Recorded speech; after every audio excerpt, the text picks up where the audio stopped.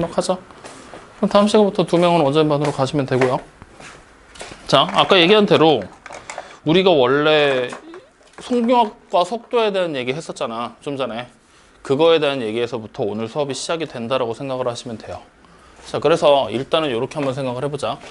자, 지난번에 얘기를 했던 내용이 속도라는 녀석, 그리고 속력이라는 녀석, 이렇게 두 가지에 대한 얘기를 했었는데, 여러분들이 지금 찾아온 바로는 속력은 이동한 거리를 시간으로 나눈다 그랬죠.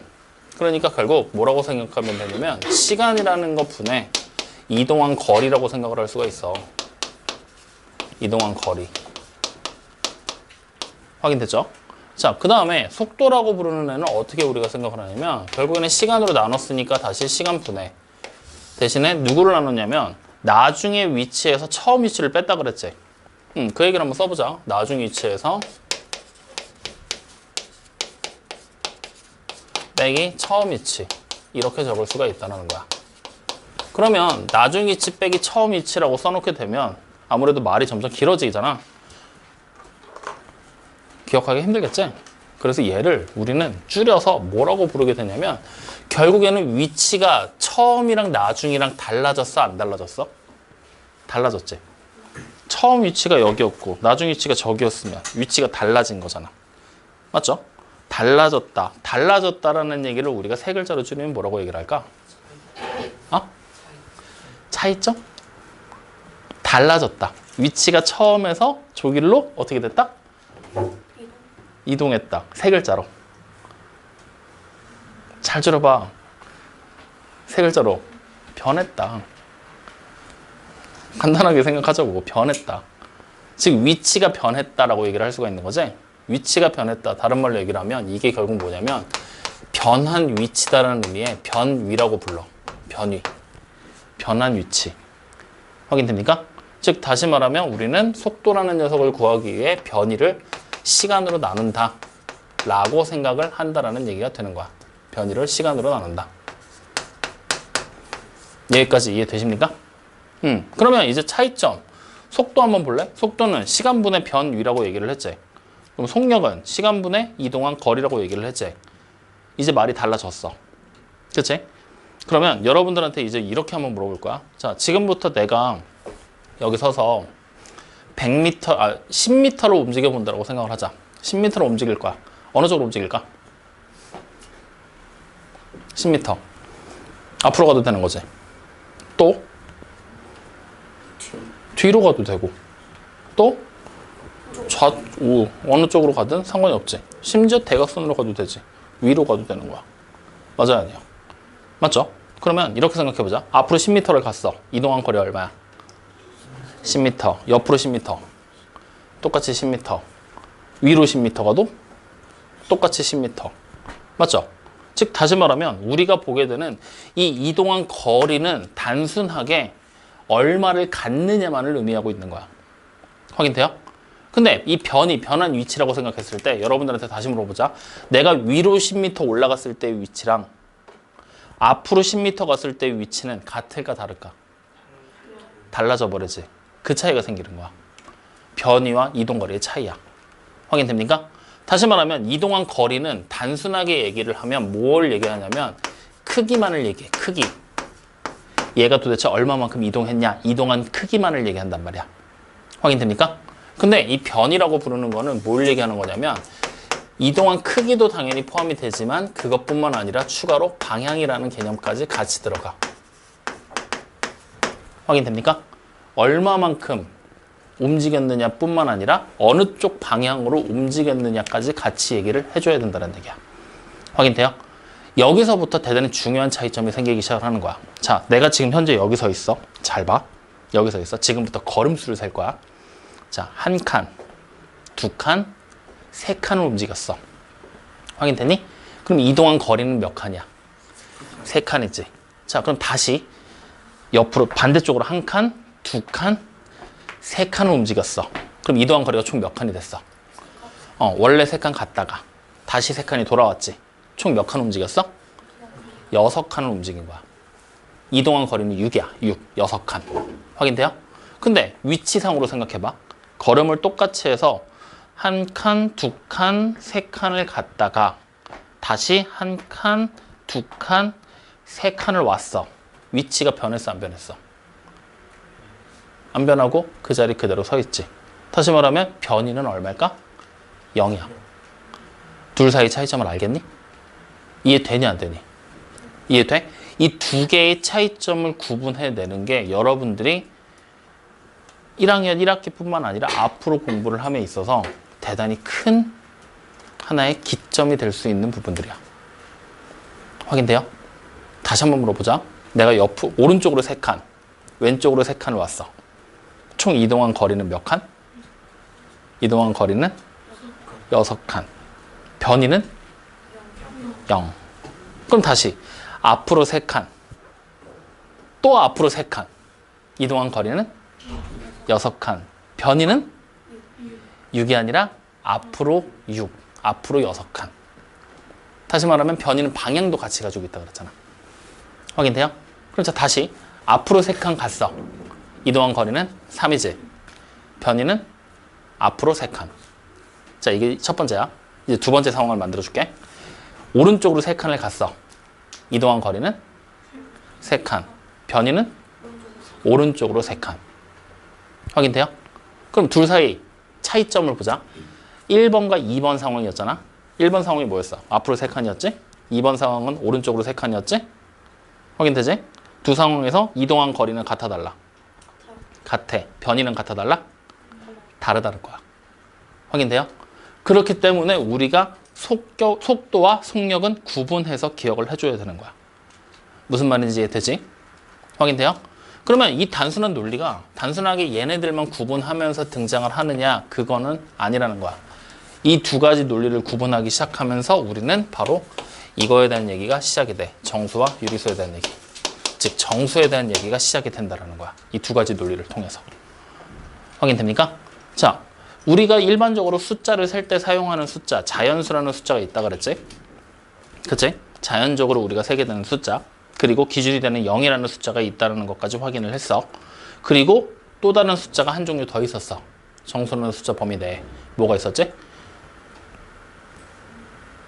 이게 왜 조용해야 될 일이냐? 노트 꺼내 빨리. 필기해놓은 거 봐. 필기해놓은 거 그거도 안 했어? 아저씨 안 들려 내 말이? 뭐 가만히 있어서 반성하는 척하면 모든 게 다 해결되냐? 노트 필기 안 했어? 안 했다고 얘기를 해. 자, 노트 지금 보면 정수라는 숫자 범주를 우리는 크게 세 가지로 나눴었죠. 첫 번째, 자연적으로 생겨난 자연수. 두 번째, 0, 기준수라고 적어줬었죠. 또 다른 숫자 한 종류 더 있지. 뭐가 있어? 그렇지, 음의 정수. 그 숫자 옆에 혹시 뭐라고 적혀있니? 그렇지, 0보다 작은 수라고 얘기를 했어. 맞죠? 자, 이때 우리는 이 정수라는 녀석을 어디에다가 표현을 해볼 거냐?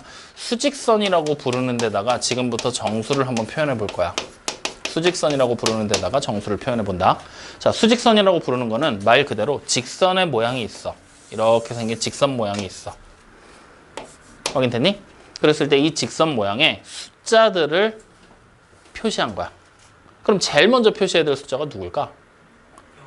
0. 왜? 0은 기준이 된다 그랬잖아. 기준수기 때문에 항상 0을 제일 먼저 표시를 하게 돼.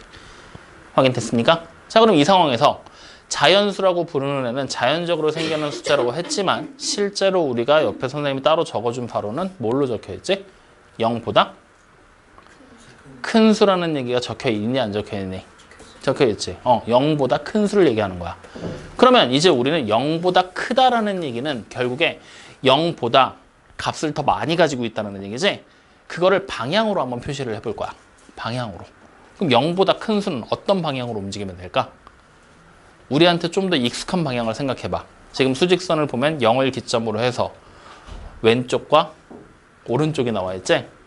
왼쪽과 오른쪽 중에 어느 쪽이 좀 더 익숙해? 오른쪽? 그 익숙한 방향이 바로 0보다 큰 방향이 되는 거야. 그러면 분명히 사람마다 왼쪽이 더 익숙한 사람도 있겠지? 근데 일반적으로 오른쪽을 익숙해하는 사람들이 더 많기 때문에 우리는 오른쪽으로 나타내는 숫자들을 0보다 큰 수라고 얘기를 하게 돼. 확인됐죠? 자, 그럼 0보다 큰 수, 0에서부터 한 칸이 커. 그럼 여기서 한 칸 딱 떨어진 데다가 표시를 하면 되겠지?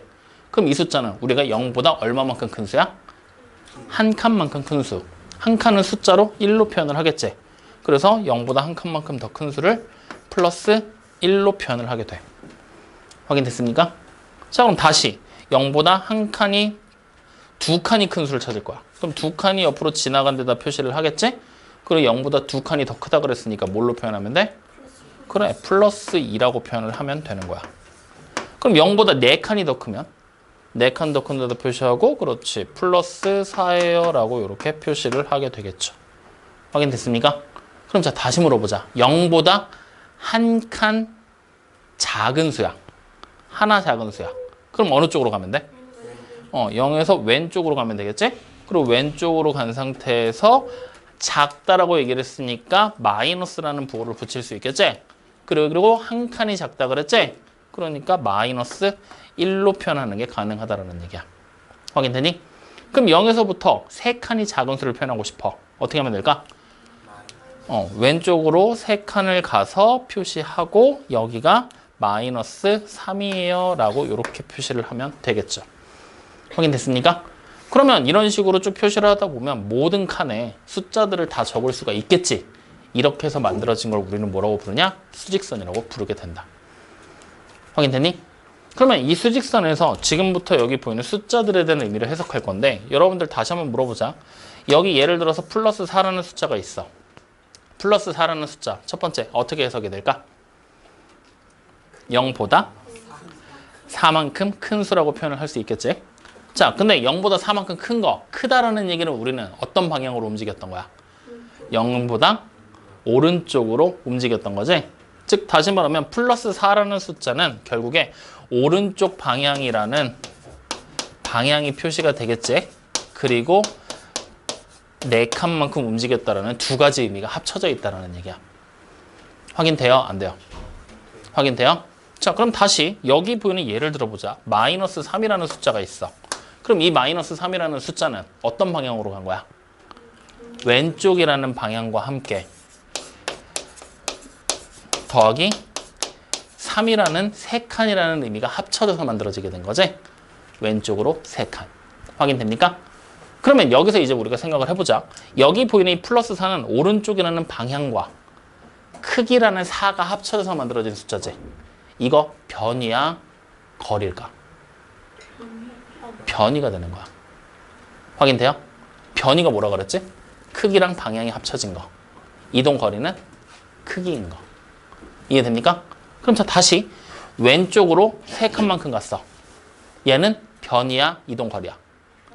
변이가 되겠지. 확인돼요? 왼쪽이라는 방향과 3칸이라는 크기까지 합쳐진 거니까. 이해되십니까? 안 되십니까? 됩니까? 그러면 내가 이제 여러분들한테 이렇게 물어볼게. 여기 지금 보이는 거에서 0에서부터 한 칸을 움직이고 싶어요 라고 얘기를 할 거야. 0에서부터 한 칸을 움직이고 싶어요. 그러면 한 칸에 해당하는 그 숫자는 뭐라고 생각하면 될까?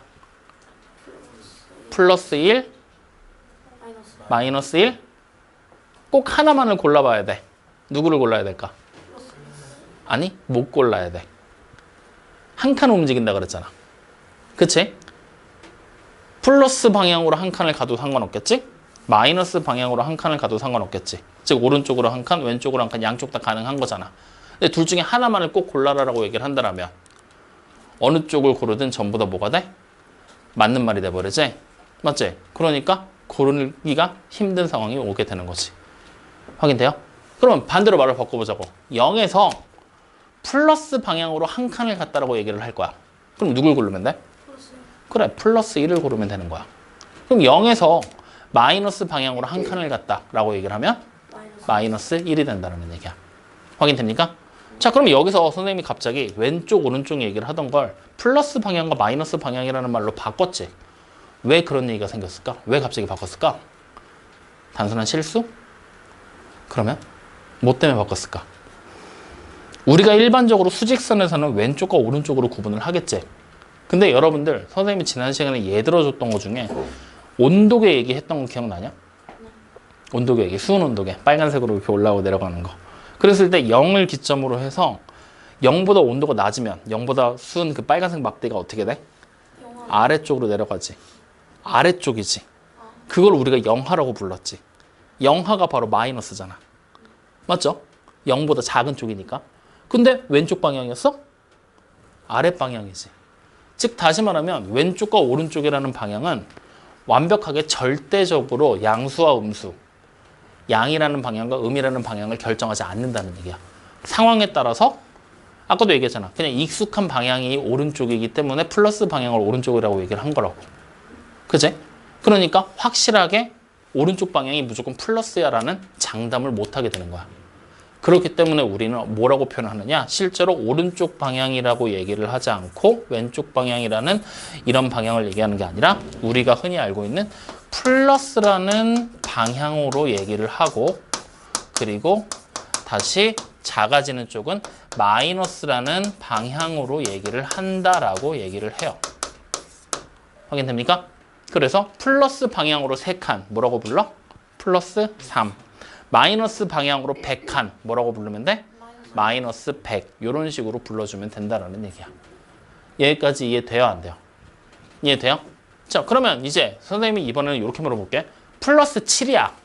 어떻게 간 거야? 그냥 7칸이 아니라 플러스 방향으로 7칸. 어디서부터 7칸? 0에서부터 플러스 방향으로 7칸 움직인 거다. 확인됩니까? 그래서 플러스 7이라는 숫자를 얘기를 하면은 플러스 7이라는 숫자는 0에서부터 오른쪽으로 7칸 움직인 숫자예요 라고 지금부터 생각을 하게 된다는 얘기야. 여기까지 무슨 말인지 이해돼요? 안 돼요? 이해돼요? 오늘 수업의 절반이 요 내용이야. 그럼 여러분들은 좀 절반의 내용을 이해하고 넘어온 거야. 여기까지 확인돼요? 자, 그러면 이렇게 해서 이제 만든 이 수직선이 이렇게 있을 때 여러분들한테 이제부터 뭘 한번 얘기를 해볼 거냐면, 지금 여기 보이는 거에서 여러분들 플러스 1하고 플러스 2라는 두 개의 숫자 보이지? 자, 0에서부터 플러스 방향으로 한 칸, 그게 플러스 1. 0에서부터 플러스 방향으로 집중을 해. 집중을 하면 깜짝 놀랄 일이 없잖아. 2칸. 두 가지 얘기했지? 맞죠? 둘 중에 누가 더 크니? 플러스 1과 플러스 2 누가 더 클까? 플러스 2가 더 크지. 왜 그런 판단을 내렸어? 더 많이 움직였잖아. 그러니까 움직인 게 더 크잖아. 확인돼요? 이 얘기가 되는 거야. 무슨 말인지 이해되니 안 되니? 그러면 또 봐. 우리가 그렇다면 선생님 플러스 1하고 마이너스 1을 볼 거거든요. 플러스 1은 몇 칸 움직인 거야? 한 칸. 마이너스 1도 한 칸. 맞지? 그럼 플러스 1과 마이너스 1 중에 누가 더 큰 거야? 둘 다 한 칸씩 움직였는데? 왜 플러스 1이 더 클까? 마이너스 1은 0보다 작은. 그렇지? 지금 여러분들 얘기한 거에 정답은 다 있어.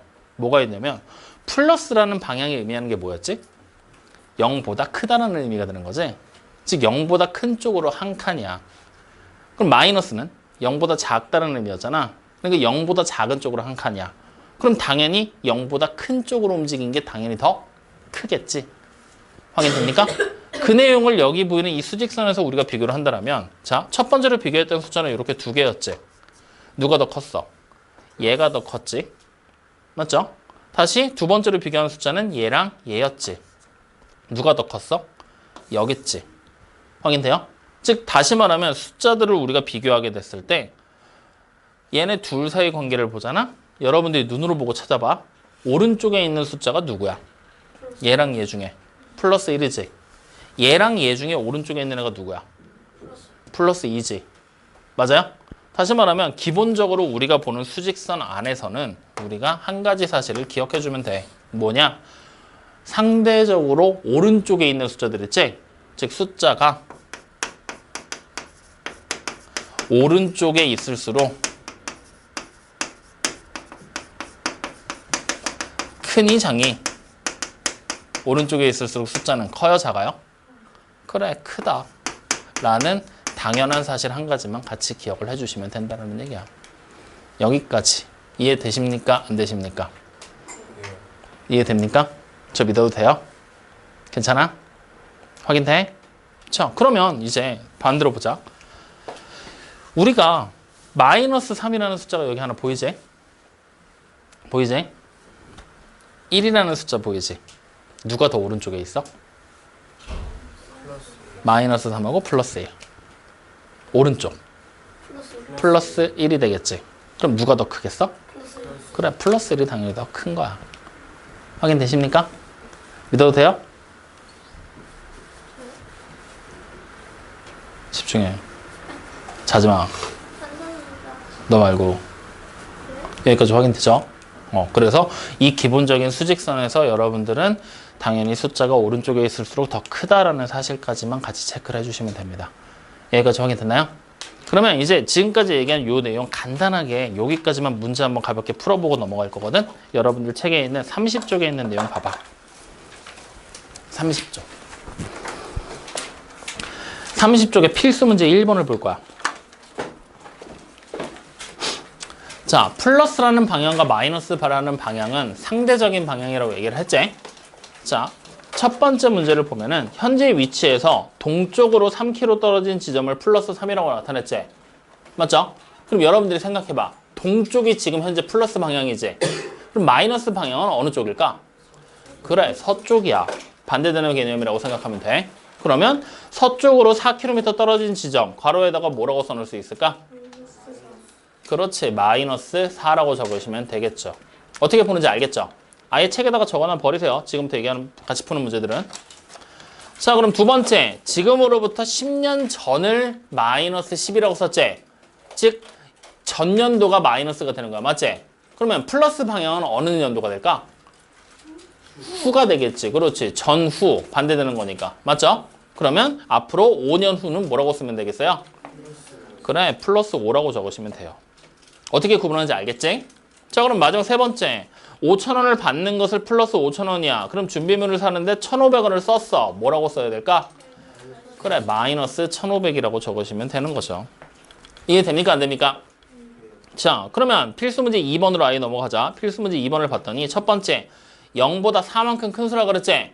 뭐라고 불러야 돼? 그래, 플러스 4. 자, 그러면 양수, 음수를 구분하라 그랬지? 우리는 이런 걸로 안 하고 플러스 4, 플러스 부호가 붙은 수지. 그렇게 된 숫자 우리 뭐라고 불렀지? 양의 정수라고 불렀었지? 그래서 옆에다가 적을 거야. 플러스 4는 양의 정수일까? 음의 정수일까? 그래, 양의 정수라고 아예 적어버릴 겁니다. 자, 그럼 두 번째, 0보다 2분의 1만큼 작은 수라고 나와 있죠? 그럼 2분의 1만큼 작아. 뭐라고 써야 돼? 그렇지, 마이너스 2분의 1. 그럼 얘는 양의 정수야? 음의 정수야? 그래, 음의 정수라고 아예 적으면서 넘어갑시다. 여기까지 확인 다 돼요? 그러면 이제 우리는 다시 한번 분류를 하는 거야. 했던 얘기 또 하는 건데 플러스 부호가 붙은 숫자들을 우리는 뭐라고 불렀지? 양의 정수라고 불렀지. 0보다 큰 애들. 마이너스 부호가 붙은 애들은 음의 정수라고 불렀지. 그걸 알고 있는 상태로 필수 문제 3번 정답 바로 찾을 거야. 첫 번째 양의 정수 앞에서부터 보자고. 누가 보여? 3? 3은 아무것도 없는데? 그래, 일단 플러스 2 맞죠? 그 다음 그렇지, 플러스 7 두 개가 보여. 맞죠? 확인됐습니까? 자, 그러면 두 번째 음의 정수 찾을 거야. 첫 번째 누가 보여? 마이너스 5. 두 번째는? 그렇지, 또 있어요? 없지? 그렇게 두 개. 확인됩니까? 자, 근데 여기서 이제 우리는 두 번째 요 얘기를 이제 안 할 수가 없어. 자, 두 번째 뭐에 대한 얘기를 할 거냐? 정수를 표기하는 방법에 대한 얘기를 다시 한번 해보자. 자, 정수를 표기하는 방법에 대한 얘기를 할 거야. 자, 우리가 일반적으로 알고 있었던 지금까지 풀었던 문제들을 보면은 양의 정수라는 녀석이 분명히 등장을 했죠. 양의 정수, 우리가 어떻게 생긴 애를 양의 정수라고 분류를 했어? 플러스 부호가 붙은 수. 다른 말로 얘기하면 0보다 큰 수들. 맞죠? 즉, 양의 정수를 해석하는 의미가 두 가지 의미가 있었단 말이지. 첫 번째 의미는 플러스라는 부호가 붙어 있는 수. 붙은 수. 아니면 두 번째 의미는 0보다 큰 수. 확인됩니까? 그럼 여러분들이 생각을 해봐. 우리가 지금까지 썼던 자연수들이 있었지, 자연수. 자연수. 그거 누구랑 똑같다 그랬어? 양의 정수를 부르는 다른 말이라고 얘기를 했지. 확인돼요? 그러면 우리가 3이라고 썼어. 3. 이 3이라는 얘기는 결국에 무슨 뜻이 되는 거야? 자연수.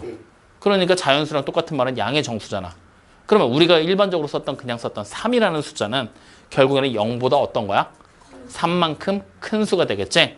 다시 말하면 우리가 흔히 썼던 예를 들어서 3이라고 불렀던 숫자는 결국에 플러스 3이라는 숫자랑 어떻단 얘기야? 같다라는 얘기가 되겠지? 확인돼요? 여기서부터 우리는 대단히 중요한 사실 하나를 알고 가는 거야. 무슨 사실이냐? 양의 정수에서 등장하는 플러스라는 부호 있죠? 플러스라는 부호는 안 써도 상관이 없다라는 얘기야. 즉 다시 말하면 생략하는 게 가능하다. 여기까지 확인됩니까? 이거 반드시 기억해야 돼. 그러면 우린 이 사실을 알고 다시 필수 문제 3번의 첫 번째 문제로 돌아갈 거야. 우리가 처음에 찾았던 플러스 부호가 붙은 숫자 2개를 찾았었지. 근데 그거 외에 추가로 양의 정수가 더 있다는 걸 확인할 수가 있겠지. 누가 또 뭐야? 3. 그래, 3. 플러스 부호가 생략된 3. 그리고 12. 선생님 그러면 0이라는 숫자가 하나 남는데 0은 양의 정수가 안 돼요? 기준수. 그렇죠. 0은 기준수라고 부르기 때문에 양과 음을 따지지 않는다라는 거 반드시 같이 기억을 해주세요. 여기까지 확인되셨습니까? 이해돼요? 안 돼요? 돼요? 오케이. 요렇게까지 얘기를 하게 되는 거야. 그러면 얘기를 하는 김에 마저 또 이어서 가보자.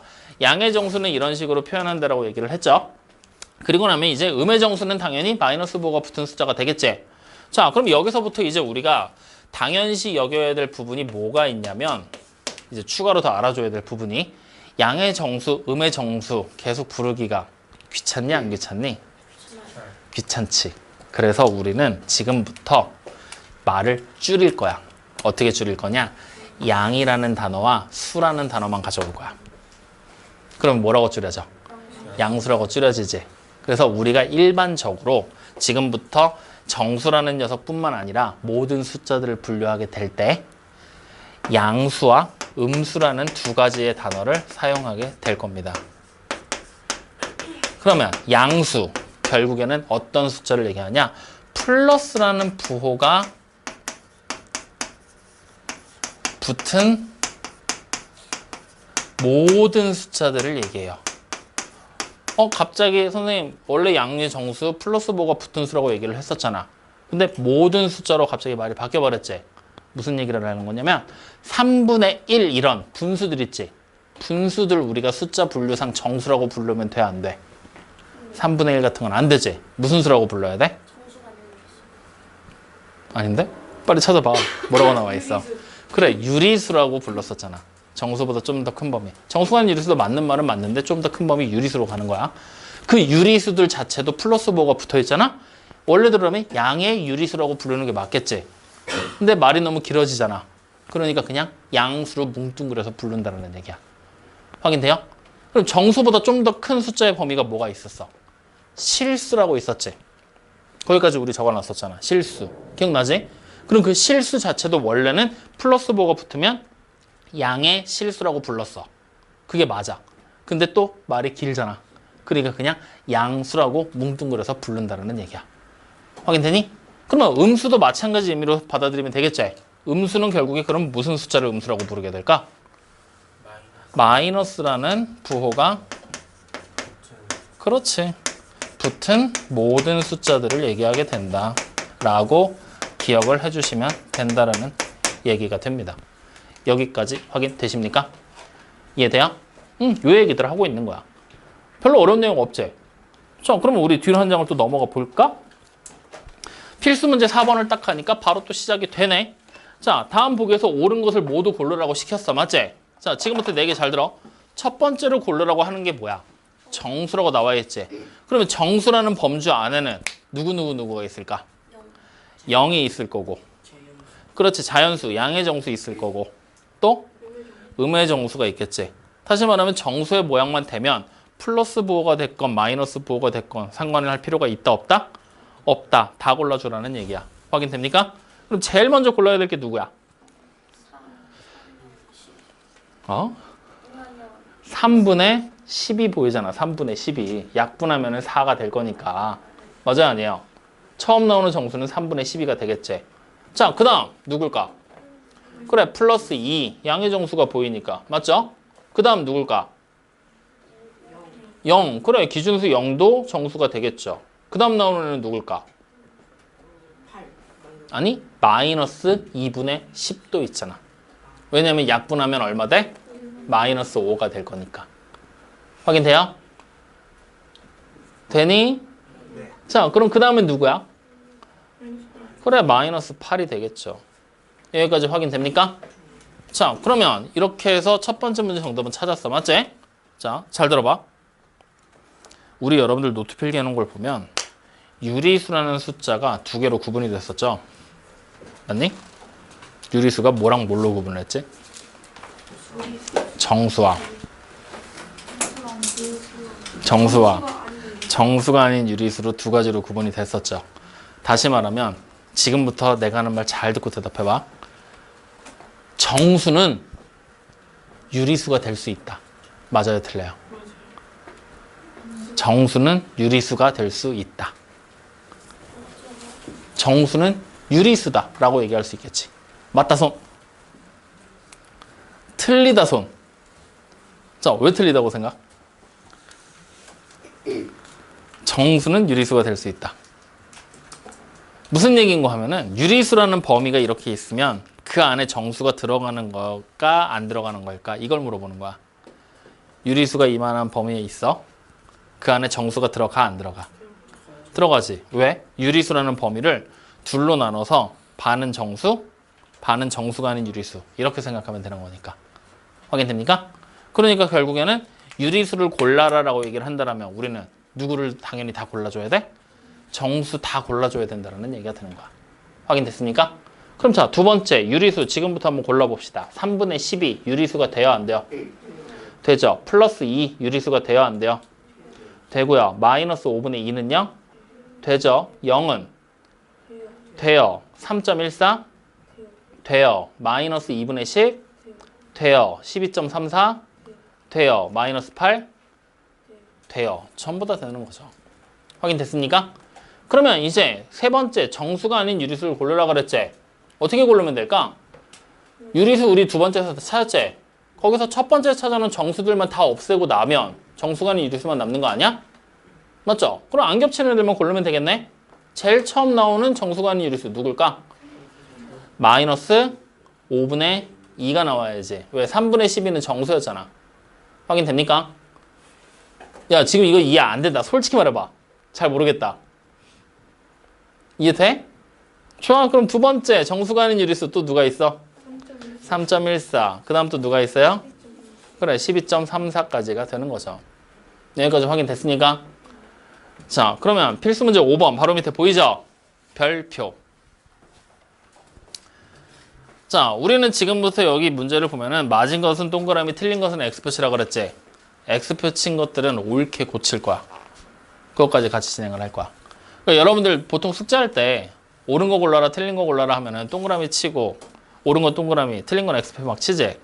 근데 원래는 우리가 어떻게 하는 거냐면 틀린 게 나왔지? 옳게 고치는 거야. 이 부분이 틀렸어. 이 부분이 이걸로 바뀌어야 돼. 이런 식으로.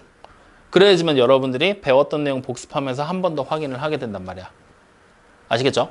그래서 이번에 그거 한번 연습해보자. 자, 5번의 첫 번째. 모든 자연수는 정수다. 맞아요? 틀려요? 맞죠? 우리는 왜? 정수를 크게 세 개로 나눴잖아. 뭘로 나눴어? 양의 정수, 0, 음의 정수 이렇게 세 개로 나눴으니까 자연수, 양의 정수죠? 걔는 정수가 된다. 맞는 말이 되겠지? 그러니까 얘는 동그라미. 확인됐습니까? 자, 두 번째, 0은 정수가 아니다. 맞아요? 틀려요? 틀리죠? 왜?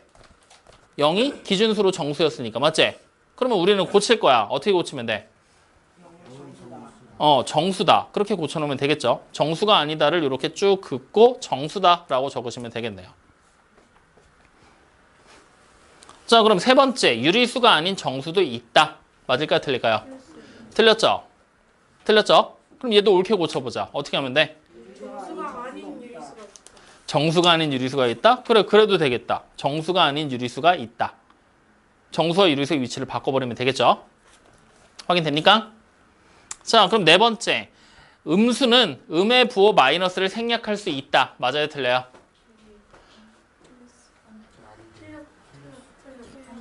자, 플러스 부호를 생략해서 쓰는 건 가능하다 그랬죠. 왜? 자연적으로 생겨난 자연수이기 때문에. 근데 음의 정수는 사실은 생략을 해버리게 되면 내가 3이라고 써놓고 야 이거 마이너스 뭐 생략한 거야 하면은 플러스를 생략한 거지 마이너스를 생략한 거지 그치? 구분이 안 되지? 그래서 마이너스라는 부호는 절대로 생략하지 않습니다. 그러니까 네 번째 생략할 수 없다로 고치시면 되겠죠. 확인됐습니까? 고쳐놨어? 자 그러면 다섯 번째 마이너스 3은 음의 유리수다. 맞아요? 틀려요? 맞는 말이죠? 원래는 음의 정수라고 부르는 게 맞겠지?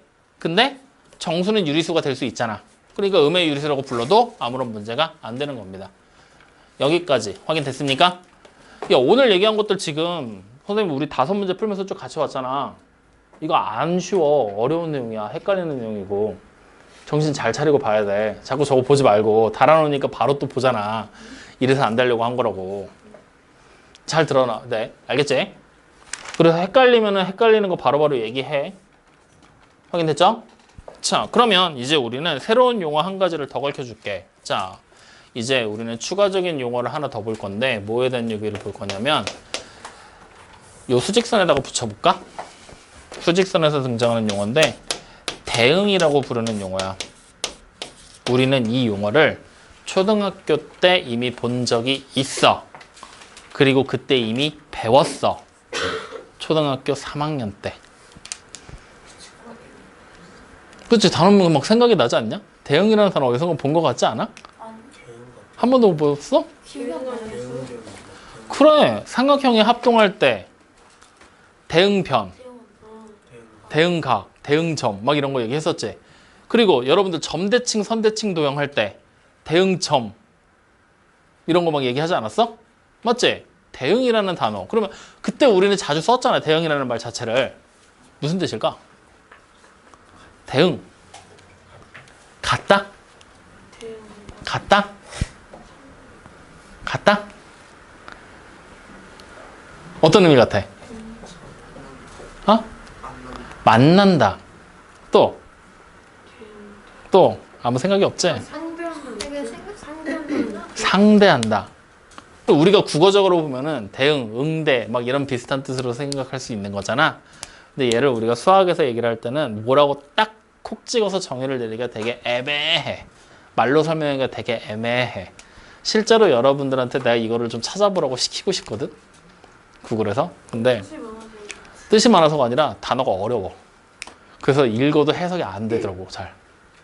그래서 그냥 쉽게 얘기를 해줄게. 여러분들 아무래도 수학보다 영어가 더 익숙하지 않냐?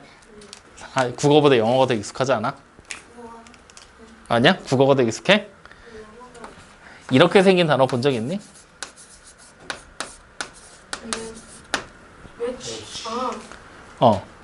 어떤 뜻인지 대충 느낌 오냐? 그래. 매칭된다. 할 때 그 매치. 그러니까 쉽게 생각하면 이렇게 생각하는 거야. 여러분들 TV 같은 데 보면은 연애 프로그램 막 이런 데 보면은 선택하고 막 하지. 그때 우리 매칭됐어요. 커플로 매칭됐어요. 막 이런 얘기 하지. 짝짓기 한다는 얘기야. 짝을 지어주자. 그러니까 내가 만약에 여기 딱 서서 내가 갑자기 민기를 딱 골라. 그럼 나랑 민기랑 어떻게 된 거야? 매칭된 거잖아. 짝이 된 거잖아. 맞지? 민기한테 선택권은 없어. 내가 고르니까. 그래서 이렇게 고르면 우리 둘은 매칭. 즉 대응됐다라고 얘기를 하게 되는 거야. 그럼 반대로 우리 욕쟁이가 갑자기 골랐어. 예언이를 골랐어. 그럼 둘이 어떻게 된 거야? 또 둘이 서로 매칭이 된 거지. 조용해. 둘이 서로 매칭이 된 거겠지? 이게 바로 대응이 된다고 얘기를 하는 거야. 그럼 자, 봐봐. 우리는 여기 보이는 이 수직선 안에서 여기 보이는 요 점 하나를 우리가 지금부터 뭐라고 할 거냐면 A라는 점이라고 얘기를 할 거야. 확인돼요? 그럼 이 A라는 점은 실제로 따지고 보면 0에서 왼쪽으로 3칸을 간 점이지. 그래서 실제 A라는 점에 해당하는 숫자는 마이너스 3이지. 맞죠? 그럼 이때 A라는 문자랑 점이랑 마이너스 3이라는 숫자가 어떻게 된 거야? 같은 걸 얘기하고 있는 거지? 이게 바로 매칭됐다라고 얘기를 하는 거야. 확인돼요? 이걸 우리가 수학에서는 점 A가 마이너스 3에 대응됐습니다 라고 얘기를 하게 되는 거야. 확인돼요? 무슨 말인지 이해돼? 그러니까 결국에는 이거지. 여기서 우리가 이렇게 봤을 때 지금부터 헷갈리니까 잘 들어. 1열, 2열, 3열이야. 그리고 1행, 2행, 3행, 4행, 5행이야. 그러면 1열, 아니다. 1행, 2행, 3행, 1열, 2열, 3열, 4열, 5열이라고 얘기했죠. 이 상태에서 1행, 4열에 매칭되는 사람을 골라봐라라고 얘기를 했어.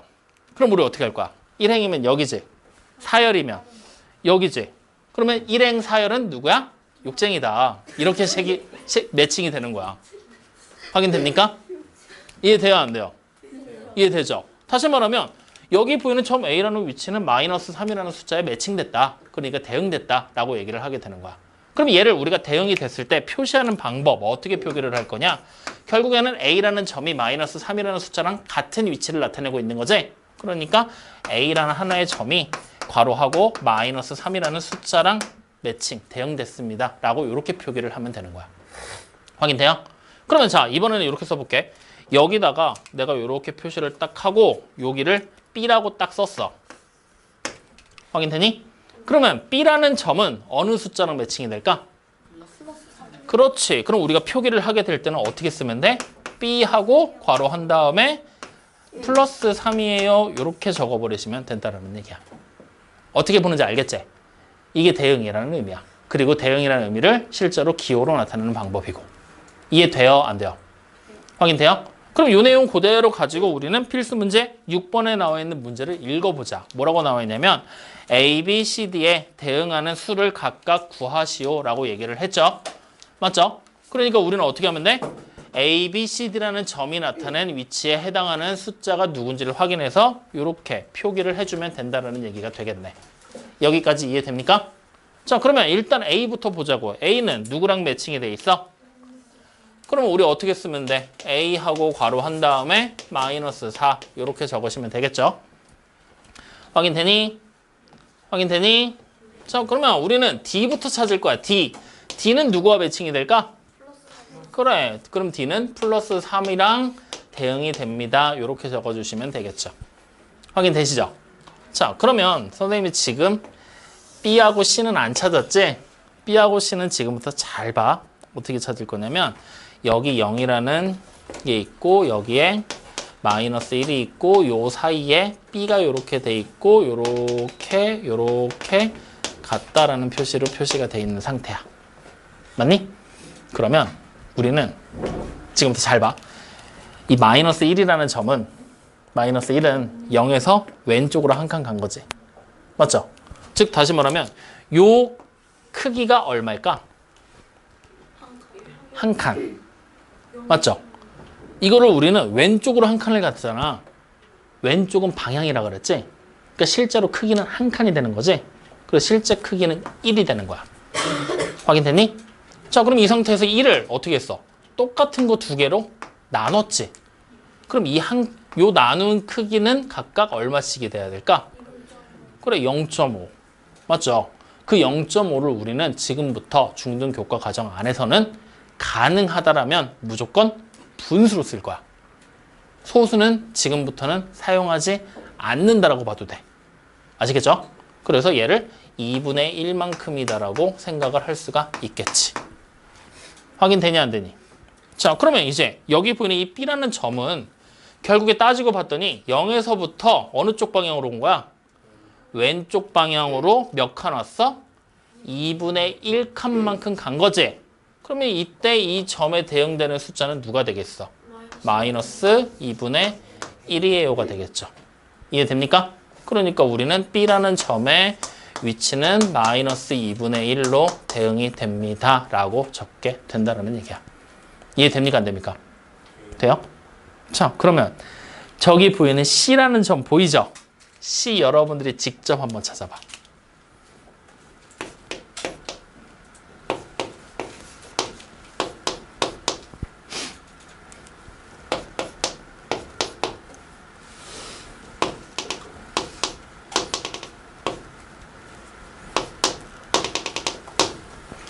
찾았어요? 자, C가 여기 있잖아요, 여기. 그지? 그러면 일단 1부터 2까지 가는 이 길이가, 이 크기가 얼마지? 1이지? 1을 몇 칸으로 나눈 거야? 3칸으로 나눈 거지? 그럼 이 한 칸의 크기는 얼마야? 3분의 1이 되겠지? 확인돼요?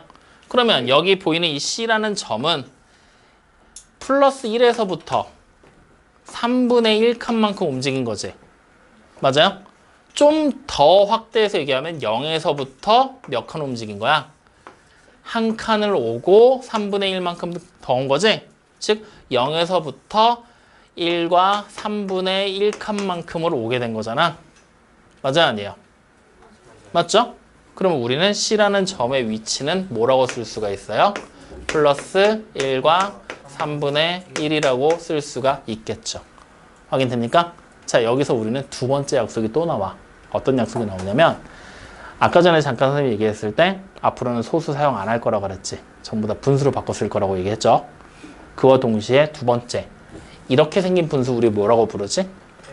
대분수. 초등학교 때는 다 이렇게 가분수가 나오면 대분수로 다 바꿔서 썼지. 지금부터는 대분수 사용 안 할 거야. 그럼 뭘로 써야 될까? 그렇지. 그냥 가분수로만 적어도 됩니다. 확인돼요? 오히려 대분수로 바꾸지 말라고 권장을 합니다. 그러니까 항상 대분수로 적지 말고 가분수로 적으시면 돼요. 아시겠죠? 좋아요. 그러면 이렇게 해서 C점까지 우리는 위치들을 찾게 된 겁니다. 여기까지 확인됐나요? 그럼 자, 여기서 한 걸음 더 가보자. 지금 선생님이 수직선을 다시 한번 그려볼게. 내가 수직선을 이렇게 그려놓고 이번에는 이렇게 한번 물어보자. 여기가 0이 있고, 자, 이 상태에서 지금부터 우리는 4분의 7 이렇게 생긴 A라는 점의 위치를 여기다가 표시해 볼 거야 라고 얘기를 하는 거야. 확인되니? 그러면 어떻게 표시하면 될까? 4분의 7이라는 위치를 표시하고 싶어. 수직선에다가. 먼저 대분수로 바꿔. 그러면 어떻게 돼? 1과 4분의 3이 되지. 그럼 얘를 해석하면 어떻게 되는 거야? 일단 한 칸을 가야 되겠지. 맞아요? 그리고 더불어 몇 칸을 더 가? 4분의 3칸을 더 가면 된다는 얘기지. 맞아요? 그러면 일단 0에서부터 오른쪽으로 한 칸을 왔어. 그지? 그리고 두 번째 칸까지 가지 않고 1과 2 사이를 4칸으로 나누면 된다는 얘기지? 그리고 그 칸 중에 몇 칸을 가? 3칸. 그러면 여기서 한 칸만큼 오고 하나, 둘, 셋을 더 가서 여기가 되겠지? 여기가 바로 A겠구나. 이렇게 대응이 되는구나 라고 표시를 할 수가 있다는 얘기야. 무슨 말인지 이해돼? 할 수 있겠지? 가능하겠어? 그러면 지금 바로 밑에 있는 필수 문제 7번 보여요? 안 보여요? 보이죠? 빨리 해봐.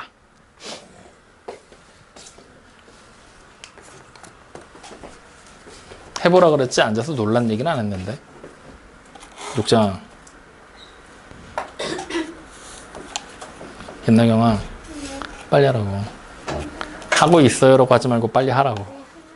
그러니까 하려고가 아니라 지금 얘기한 지가 언젠데 아직도 하려고 준비 중이야. 빨리 하라고. 열심히 좀 하라고. 맨날 안 하려고 잔머리 쓰지 말고. 아니라고? 전적이 있는데 무슨 소리 하는 거야.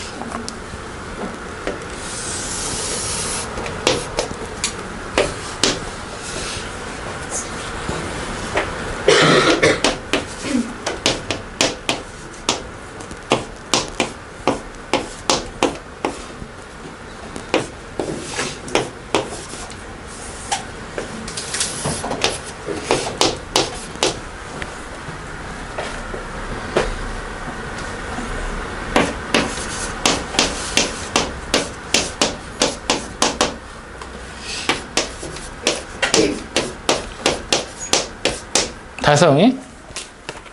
현주 다 했어? 다 했어? 했어?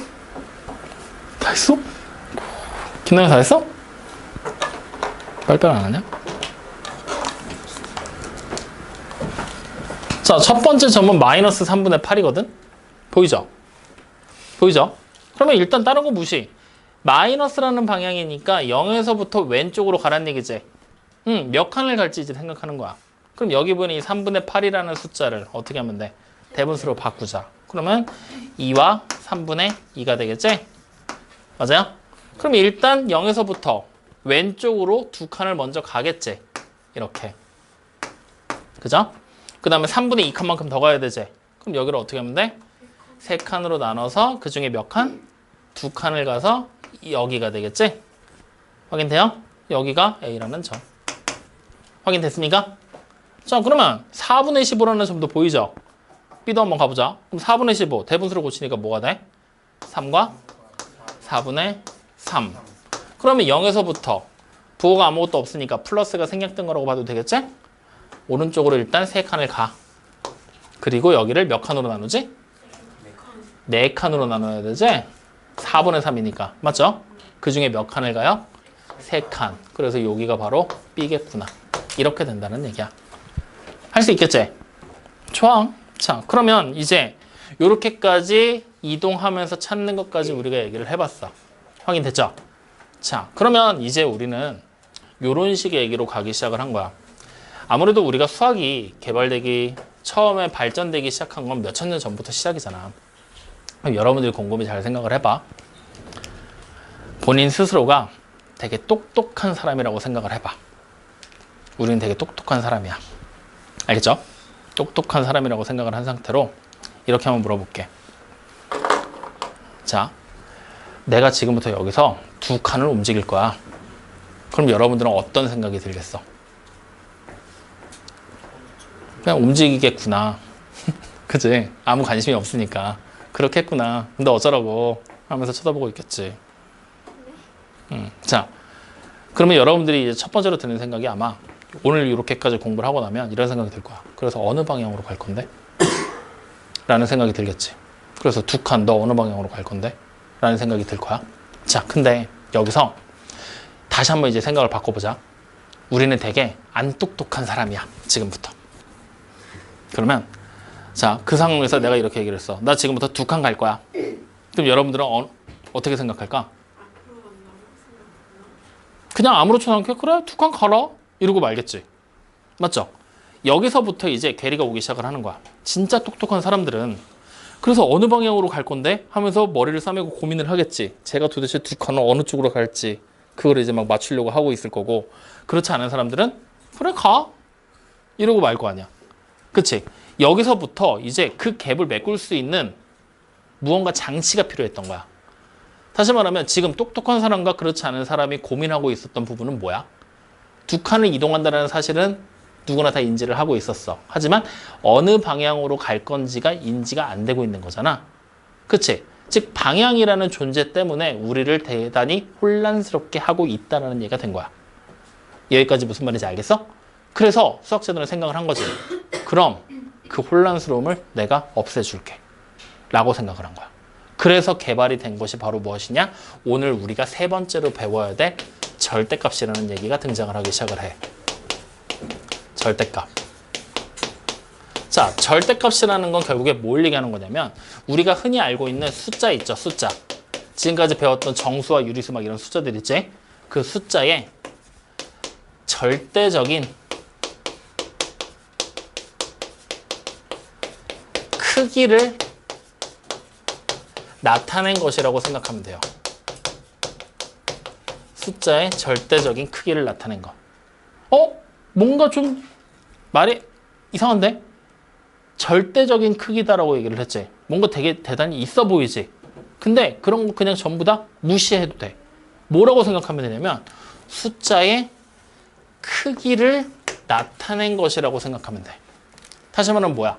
우리가 일반적으로 숫자를 나타낼 때 플러스 방향이나 마이너스 방향이라는 방향을 가지고 있었지만 지금부터는 뭐 하겠다는 얘기야?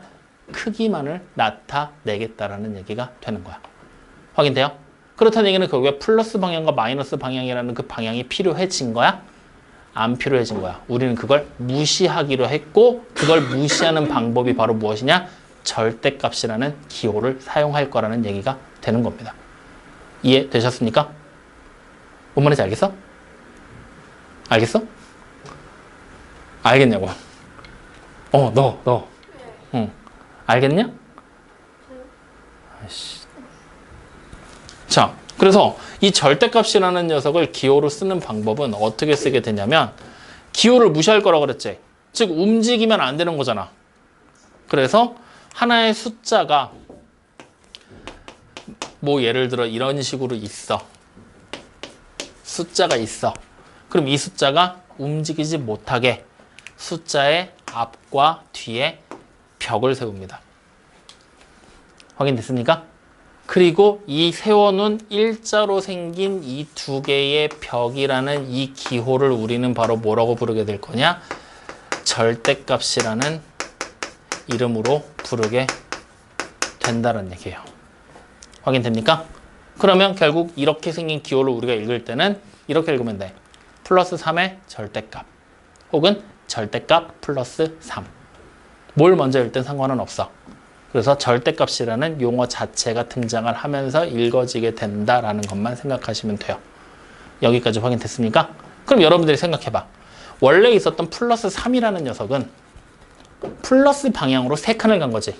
플러스 방향이라는 말을 빼버려봐. 그럼 뭐만 남아? 3칸이라는 말만 남겠지?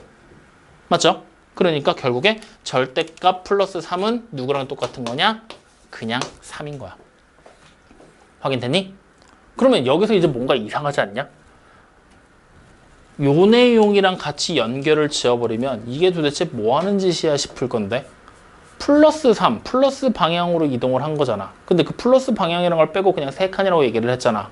근데 내가 이렇게 3이라고 써놓으면 우리는 플러스 부호는 생략이 가능하기 때문에 뭐야? 그냥 이거 플러스 부호 생략해서 쓴 거 아니야? 라고도 생각할 수가 있겠지?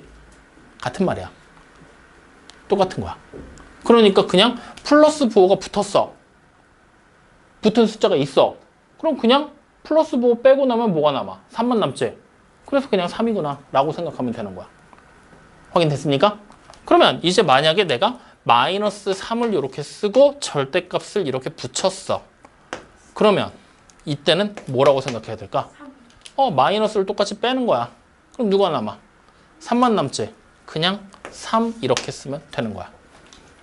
확인되니? 자, 그럼 이제부터 잘 봐. 절대값 기호를 거쳤더니 나와 있는 이 플러스 3, 그냥 3이라는 숫자 보이지? 이 3은 양수야, 음수야? 아니, 양수야. 왜 양수냐? 우리는 분명히 부호를 크기만을 나타내기 때문에 양수, 음수를 못 따지는 게 사실 맞아. 근데 써놓은 3이라는 숫자는 봤더니 뭐야? 플러스 부호는 생략 가능하다라는 의미를 통해서 이 숫자가 플러스 3이라는 숫자로 해석이 될 수 있다는 얘기가 되는 거겠지? 확인돼요? 그래서 절대값 기호를 계산하면 항상 양수라는 결과가 나오는구나 라고 생각하면 돼. 확인돼요? 그러면 다시 여기 보이는 이 플러스 3도 뭐야? 여기 있는 3도 플러스 3으로 해석해서 양수다라고 생각을 해도 되겠지. 확인돼요? 요 내용 때문에 되게 어려워. 분명히 우리는 숫자가 플러스와 마이너스라는 부호를 가지고 있었어. 방향을 가지고 있었잖아. 근데 절대값은 크기만을 나타낸다 그랬지? 그럼 분명히 생각해보면 방향을 제외했으니까 여기 보이는 이 3이라는 숫자는 양수도 음수도 아닌 숫자가 되는 것처럼 느껴진단 말이야. 그치? 근데 엄밀히 따지고 보면 이 3이라는 숫자는 플러스 부호가 생략돼 있다라고 우리는 판단을 내려도 되겠지? 그렇기 때문에 얘는 플러스 부호가 생략된 거야. 그래서 양수야 라고 얘기를 한다는 얘기야. 확인되니? 이해돼? 말이 좀 길어지는데 이걸 잘 이해해야 돼. 그럼 이 말을 다시 해석하면 결국에는 이 원래 있었던 플러스 3이건 마이너스 3이건 실제로 절대값을 계산하니까 어때? 3이라는 똑같은 결과가 나온다라는 얘기가 되는 거야. 확인되니? 그럼 이 말을 다시 수직선으로 돌아가서 우리가 확인을 해보면 플러스 3은 0에서 오른쪽으로 3칸이지. 마이너스 3은 0에서 왼쪽으로 3칸이지. 맞지? 즉 다시 말하면 플러스 방향이건 마이너스 방향이건 여전히 그냥 세 칸을 움직였다는 사실은 똑같은 거지. 그렇기 때문에 플러스 3의 절대값 3칸, 마이너스 3의 절대값 똑같이 3칸이 되는 거라는 얘기야. 이해됩니까? 확인돼요? 이 얘기를 지금 하고 있는 거야. 무슨 말인지 알겠니? 모르겠니? 알겠니? 그러면 여기서 이제 우리는 잘 봐.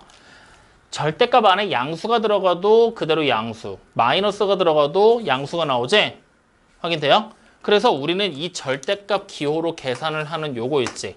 절대값 기호를 통해서 지금 계산돼서 나온 이러한 결과들이 나오잖아. 맞지? 절대값 기호를 통해서 계산돼서 나온 이 결과들, 이걸 우리는 다른 말로 뭐라고 얘기를 하냐면 숫자 자체를 양수로 바꾸는 과정, 양수화 과정이라고 얘기를 하기도 해. 확인돼요?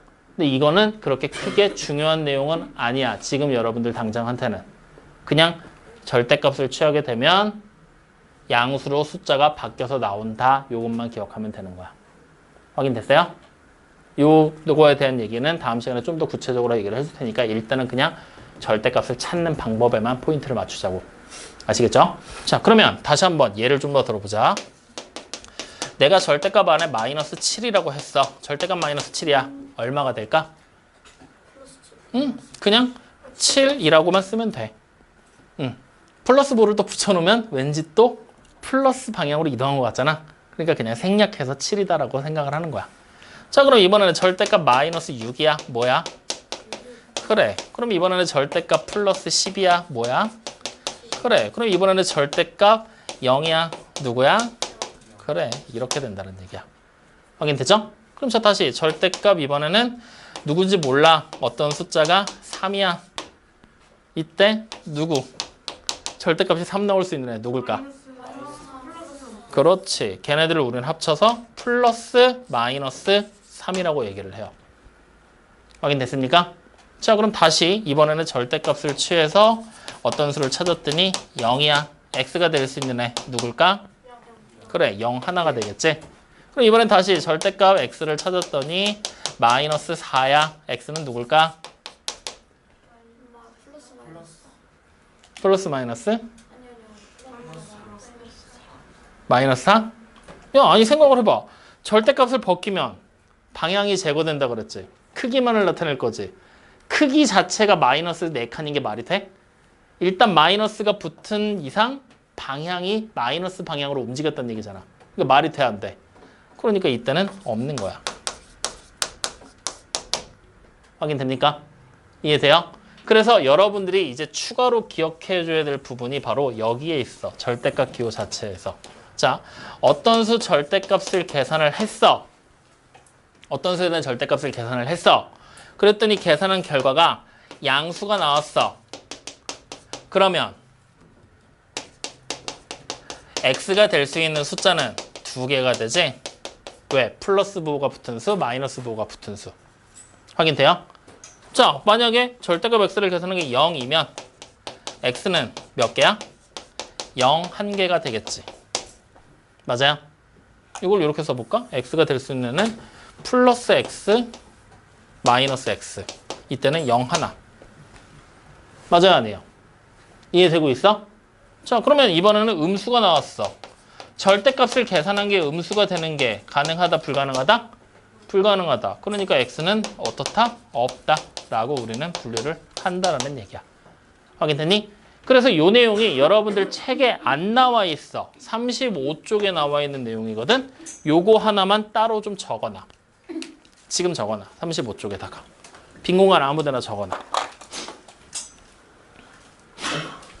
다 적을 필요 없어. 요것만 적으면 돼. 요것만. 이렇게 바꾸자. 이렇게.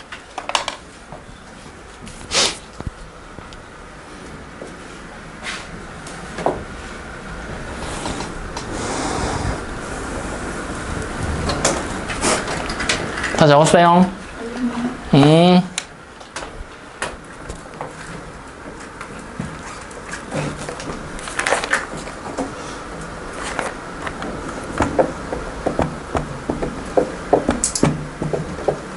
내가 오늘 숙제를 줄여주면 개용편 숙제를 조금 더 할래? 아니요. 그건 또 안 돼? 양심이 없구만. 그럼 오늘 숙제를 줄인 만큼 내일 숙제가 늘어날 텐데? 아니요. 그냥 오늘 할래요. 그래도 돼? 그게 나? 아니요. 그냥 오늘 많이 하는 거예요. 그 매일매일 꾸준하게 조금씩 하는 게 낫지 않냐? 어느 날은 적고 어느 날은 많으면 막 짜증나지 않아? 아무 생각이 없지? 생각 있어? 자, 여기까지 확인 다 됐죠? 그럼 이제 우리는 바로 이 내용을 가지고 필수 문제 8번으로 가볼 거야. 자, 필수 문제 8번으로 가보자. 필수 문제 8번을 처음 봤더니 뭐라고 나와 있어요? 첫 번째, 절대값이 4인수 찾으라 그랬지? 그러면 필수 문제 8번은 이런 식으로 해석이 된다는 얘기야. 절대값 어떤 수 x를 계산한 게 4가 된다는 얘기가 되는 거야. 확인되니? 그러면 4가 되는 숫자 누가 있을까? 플러스 마이너스 4가 되겠지? 맞아요? 딱 요 내용을 얘기하고 있는 거야. 확인됩니까? 이해돼요? 그럼 자, 두 번째 거도 한번 해볼까? 첫 번째 건 이거였어. 두 번째 뭐라고 돼 있어? 절대값 x가 얼마여야 된대? 2.5. 그러면 이제 우리가 x가 될 수 있는 애는 누구라고 보면 돼? 플러스 마이너스 2.5라고 쓸 수가 있겠죠. 이렇게 각각 써도 돼요? 네, 따로따로 쓰셔도 됩니다. 확인됩니까? 자, 그럼 이번에는 세 번째. 세 번째는 절대값 x가 9가 되는 양수를 찾으라 그랬지? 그럼 이때는 x 뭐라고 쓰면 될까? 그래, 플러스 9라고만 써야지. 양수를 찾으라 그랬으니까. 확인됩니까? 요런 식의 말장난들 잘 봐야 돼. 그럼 자, 마지막 네 번째. 뭐가 되는 거야? 절대값 x를 계산한 게 4분의 3이 되는 음수 찾으라 그랬지? 그럼 x는 그렇지. 이렇게 그냥 찾으시면 돼요. 확인됩니까? 여러분들 지금 선생님 문제 풀어주고 막 이렇게 적어놓는 게 숙제하는 요령 얘기하는 거야. 풀이 과정 뭘 써야 될지 모르겠어요 하지 말고 이런 식으로라도 적으면 되는 거라고.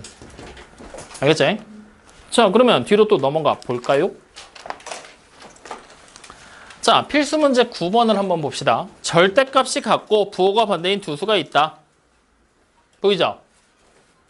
보이죠? 그럼 그 말인 즉슨 만약에 절대값이 같고 부호가 반대인 두 수, 그 중에 하나의 숫자를 내가 3이라고 했어. 다른 숫자는 누굴까? 절대값이 같고 부호가 반대인 두 수 중에 하나가 3이야. 그럼 다른 애는? 마이너스 3. 그렇지. 맞아. 그럼 내가 절대값이 같고 부호가 반대인 두 수 중에 하나가 마이너스 7이었어. 그럼 나머지 한 수는 뭘까? 그렇지. 그렇게 따진다는 얘기야. 확인됐니? 그랬을 때 여기 보이는 이 필수 문제 9번에 보면 절대값이 같고 부호가 반대인 두 숫자가 있는데 두 숫자 사이의 거리가 얼마래? 8이라고 얘기를 해요. 그러면 지금 문제는 수직선을 가지고 보는 게 가장 여러분들이 보기 편할 거야. 자, 수직선을 내가 이렇게 그려놓고 놨을 때 0이라는 기준수가 분명히 있겠지? 여기서 여러분들이 이제 배웠던 내용들을 잘 종합해 보는 거야. 절대값이 같아. 그 말은 이동한 크기가 어떻단 얘기야? 같은 거지. 대신에 부호가 반대란 얘기는 방향만 반대지. 맞아요? 그러면 내가 여기서 얼마만큼 오른쪽으로 이동을 했어. 그럼 얘랑 똑같은 만큼 반대로 이동을 해야 크기가 같은 절대값이 같은 두 개의 숫자가 되겠지? 확인돼요? 그러면 이때 나온 두 개의 숫자 사이의 거리, 즉 크기가 8이라고 지금 얘기를 하고 있는 거야. 확인됐니? 그럼 요거 하나의 길이가 얼마겠니? 4. 그렇지. 그럼 여기 길이도 당연히 4. 그럼 여기 분이 이 점에 해당하는 대응되는 수는 플러스 4겠지. 맞죠? 그럼 여기는 그래 마이너스 4가 되겠지. 이렇게 수직선을 그림 그려서 직접 찾으면 되는 거야. 그러면 절대값이 같고 부호가 반대인 두 수, 크기가 8인 두 점 사이의 거리가 8인 두 수는 4랑 마이너스 4 이렇게 두 개가 되겠죠? 이렇게 그냥 찾고 끝나는 거야. 간단하지? 이렇게 그냥 풀면 돼. 확인됐습니까? 자, 그러면 10번 오른쪽 수들을 절대값이 큰 수부터 차례로 나열하라 그랬죠? 맞아요? 각각의 숫자의 절대값을 밑에다 우리 적을 거야. 첫 번째 마이너스 4 나왔어. 절대값 얼마야? 4. 4라고 적으세요. 두 번째 2분의 3이야. 절대값 얼마예요? 그래.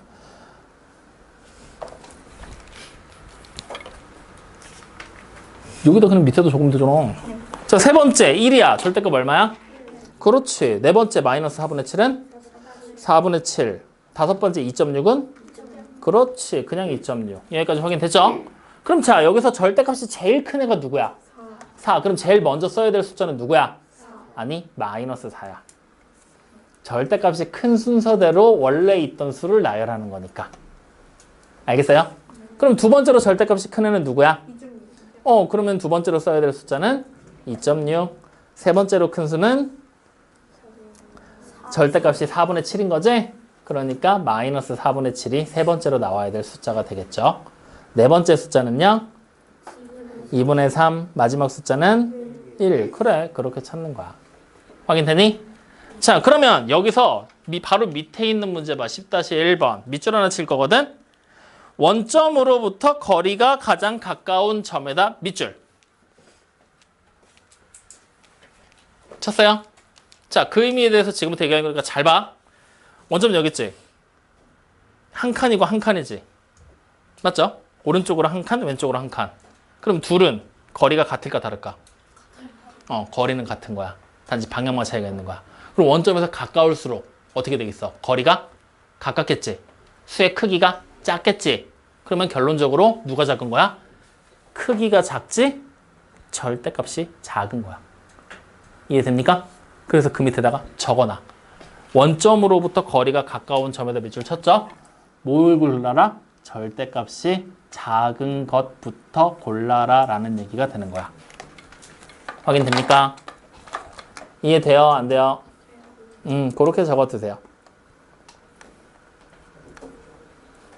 거기까지 확인됐습니까? 자, 그러면 그거까지 해서 여러분들이 골라서 마저 문제를 푸시면 되고요. 오늘 숙제 수정하겠습니다. 37쪽 있죠? 37쪽 보이죠? 오늘 숙제에서 제외. 싫어? 줘야 되는 거 아니야? 숙제에서 빼준다도 싫대. 숙제에서 제외. 37쪽을 제외했죠? 그러면 이제 또 제외해야 될 게 뭐냐면 39쪽으로 오셔서요. 6번, 7번 보이죠? 두 개도 숙제에서 제외. 체크했나요? 그래서 그거 빼고 나머지 숙제 해오시면 됩니다. 여기까지 이해됐어요? 유형편의 숙제가 있어요? 없어요? 없어요. 개념편에서만 하는 거야. 성원우 선생님이 숙제 목요일을 내주면서 단톡방에 같이 올려줄 테니까 그거 확인해. 자, 그래서 여기까지 일단 확인이 됐으니까. 자, 그 다음에 우리 마지막으로 필수 문제 빼고. 필수 문제 빼고 유제만 풀어. 근데 그리고 마지막으로 한 가지 얘기하고 싶은 게 여러분들 이제 막 결석하고 막 하지. 그러면 미리 숙제해 놓은 것들 있죠. 숙제한 거를 사진을 찍어 선생님한테 보내줘. 그리고 선생님 저 몇 번 질문입니다라고 얘기를 하잖아. 그럼 내가 여러분들 어차피 문제 다음 시간에 오면 또 질문 받잖아. 그럼 질문 받을 때 그 문제 같이 설명해서 영상 촬영해서 올리잖아. 그거 영상 촬영해서 같이 올릴 테니까 질문 있는 거 있으면 꼭 나한테 얘기를 해줘. 그래야 여러분들이 안 놓치고 따로 보충 안 하고 넘어갈 수 있는 거야. 안 그러면 또 그것 때문에 보충하러 또 다른 날 와야 되고 막 하잖아. 그러니까 그거 줄이려고 하는 거니까 그렇게 해서 질문 있는 것까지 다 얘기를 해주세요. 아시겠죠? 확인됐습니까? 자, 오늘 되게 많은 얘기들을 했어. 그치? 오늘 그래도 정리해야 될 내용 자체는 얼마 안 돼. 여러분들이 이미 앞에서 찾아오고 공부해놨던 내용들을 토대로 여기서부터 시작을 했던 내용들이니까. 그러니까 잘 보고 다시 한번 확인하고 기억까지 떠올려 보세요. 아시겠죠? 자, 오늘 얘기한 거에서 궁금한 거 있습니까? 하고 싶은 말? 그래서 오늘 숙제 안 하신 분? 남아서 마무리. 뭐라고 그랬어? 네, 남아서 마무리. 대답은 해야지. 뭐라고? 나와서 마무리하라고. 대답은 해야지. 또 숙제 안 하신 분? 집에 사진 찍어 보내고 바로. 확인 됐죠? 오케이, 오늘 여기까지 합시다.